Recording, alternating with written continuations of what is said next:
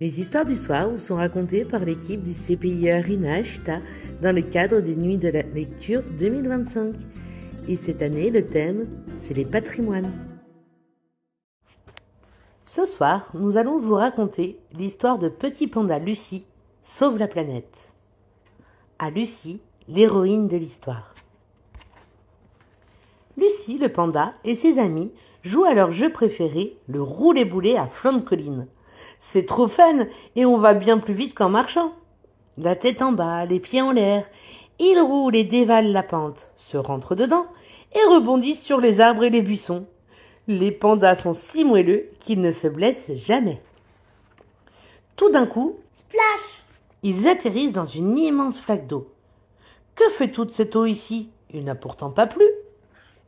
Alors qu'elle essore sa belle fourrure, Lucie se rend compte que la rivière à côté a complètement débordé et elle se demande pourquoi.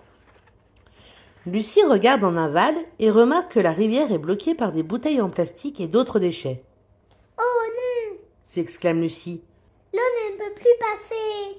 Il faut absolument enlever les ordures ou toute la jungle va être inondée. Ce serait un désastre pour nos amis et pour nos réserves de nourriture. » dit Lucie.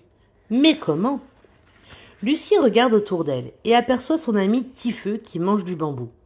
Et ça lui donne une idée.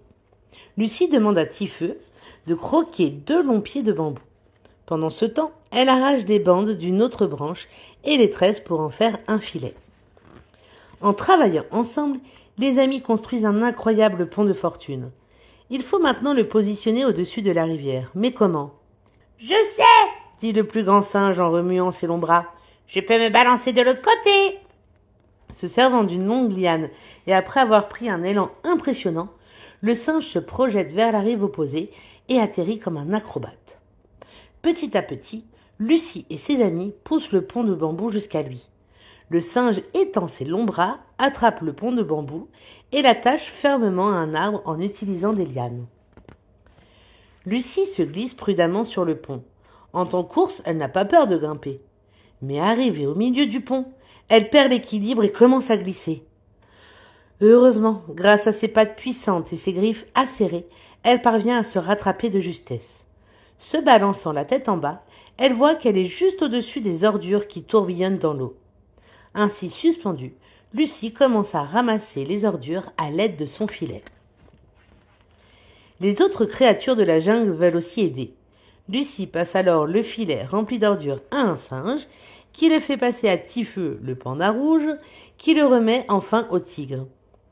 Le tigre vide les ordures et en fait un gros tas. Pourquoi on s'appellerait pas l'équipe Éco? On fait du bon boulot ici, dit le tigre. C'est une bonne idée, dit Lucie. Enfin, le dernier déchet est ramassé et la rivière coule à nouveau librement. Hurrah!